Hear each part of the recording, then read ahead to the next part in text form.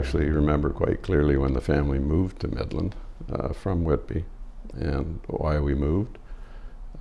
My father worked with a man named Robert Hartog. They were building a new factory on the outskirts of Midland, which is Kindred Industries. 1962? Yeah, my dad was responsible for the actual overseeing the construction, and they had rented facilities in Penetang, the old leather factory, to train workers in 1961, so that when they opened the doors in Midland in 62, they'd have a trained workforce to move in. So my dad commuted to Midland weekly from Whitby, came home every Friday, and then in 62 we all moved here. So, and what was Midland in the early 60s, that was an amazing place. I grew up on Frederick Street, and I was thinking about it. Frederick Street then, just going through, and an old friend of mine is still a lifelong friend, Blair Shakel. We grew up together on that street, and we counted, it was 46 children living on that street. And there's one of the early dynamics that I think was every small town in Ontario had at that time. Most of us had mothers at home. Most of us, the average family size was 4, 5, 6, 7 children. And things like a lot of our teachers were military veterans. And that was the generation. And they were strict, but we had a lot of freedoms. But basically, Midland then, when you think about it, was also, it was a designated region by the province at the time. So Kindred was just one of many businesses that came to Midland. And so the whole area in the 60s was a time, first of all, demographics were a lot different than they are today. And secondly, there was an abundance of work. Factories were being built, RCA Victor 67, Motorola, Weber was coming along, Arthur S. Leach, the industrial base was strong in the area and throughout all of Ontario. Growing up then, what does it mean to grow up, in the 60s on Frederick Street in Midland with a lot of adults that were military veterans, when you think about it. Like, going to high school in Midland, our principal had been a veteran. He was a strict guy. And in those days, it was dress pants with a crease and conservative colors only. That's all you're allowed to wear. I can remember, standing up in class, and the principal at the time would walk through, and if your hair touched your ear, you were gone. You had to go get a haircut. You got to get a haircut. Different times, on one hand, but on the other hand, growing up, and I look at my grandchildren today, compared to what we were allowed to do, like. In the summer, I remember my brothers and I, let's ride our bikes to Wasaga Beach just to go for a swim. Like, nobody knew where we were or where we went. So it was an immense freedom on the one hand, because it was a safe world, a safe environment. And I think that some of the things that really influenced my life, YMCA, I participated in different sports here at the Y. Lloyd Stackhouse, there were those types of leaders in the community that, essentially gave you a little image of where people hoped that you would end up.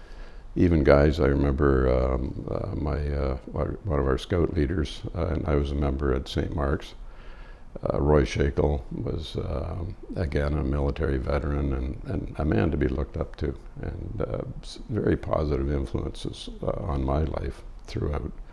Never forget those people and those times. We had a lot of good role models, a lot of dedication, a lot of youth activities. And what else was interesting, I think, in the 60s was that the churches were packed. It was an integral part of people's lives. And so let's wind the clock forward a bit. And what do we have? We have diminished manufacturing capabilities. The most construction now is residential. I wondered back in the days when we moved to Midland, I think the population was 9 or 10,000, but half of that would have been kids. So as the kids left to urbanization in the late 60s, 70s to find work, meaningful work, or to go off to get educated and stay where they went or whatever, kids left the area. And but the population stayed the same because we had all these, I think, jobs, meaningful jobs in the area. But then eventually you get to the point where we are today, where those meaningful jobs have more or less disappeared unless we have some real, like Alcan, Raytheon has just always been superb product development, leading world class, or So Weber. Some of these niche leading world-class industries are still here and surviving and providing meaningful employment.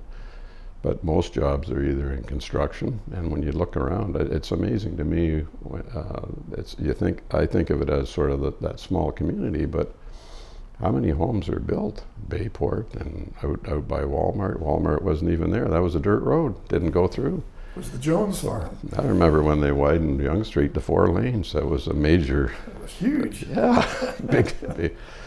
So times have changed now. Georgian Village, or the major construction on King Street.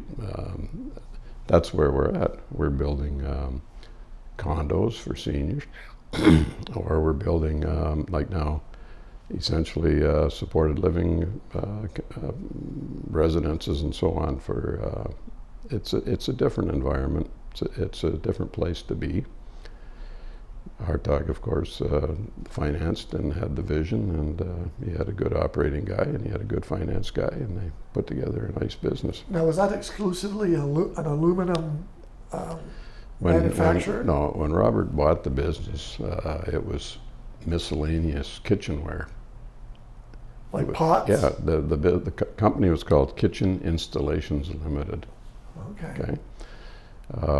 But they introduced stainless steel kitchen sinks to the market, and because this is nobody had ever done post-war, that hadn't been done, and they actually started out by buying 2 standard-sized bowls from manufacturers in the United States, and then started distribution in Canada, and sales just took off. This is late 50s we're talking. So by 58, 59, they were thinking, this is part of the business is much bigger now, just sinks.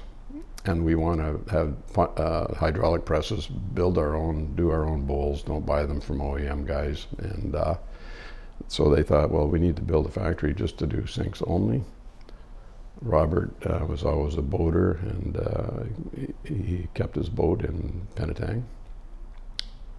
So it was a designated region. That's, I think, a couple of the reasons why they built in Midland and moved the plant, that portion of the business, to Midland in '62. When I took over as general manager, eventually, I had my career path was, I remember talking to Robert actually when I was 12, I think. And I said, someday, he says, you'll be working for me. I said, well, that's good to know. Gives me a future to think about, I think I was in grade 8 then, but because I always loved factory. And you go back to the 50s, I would accompany my dad, because in those days people worked Saturday mornings for 4 hours.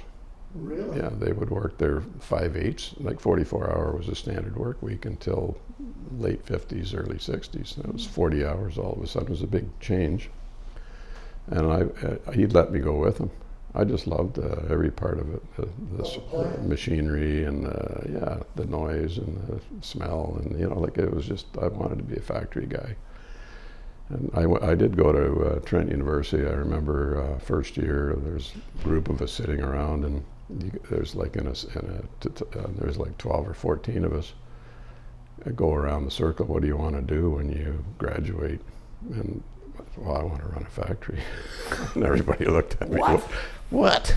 Like, Trent's the wrong place for you. So, but it worked out for me.